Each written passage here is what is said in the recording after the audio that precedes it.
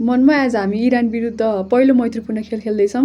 कतिको उत्साहित हुन्छ यो खेललाई लिएर? धेरै छु, किनकि इरानसँग मेरो पनि पहिलो गेम हो। अझै खेल्नु पाएँ भने चाहिँ अझै राम्रो हुन्छ। पहिलो खेल भन्दै हुन्छ होइन? के लक्ष्य बोकिरहनु भएको छ इरान विरुद्ध खेल्नको लागि? अब लक्ष्य त त्यही हो, जित्ने नै छ।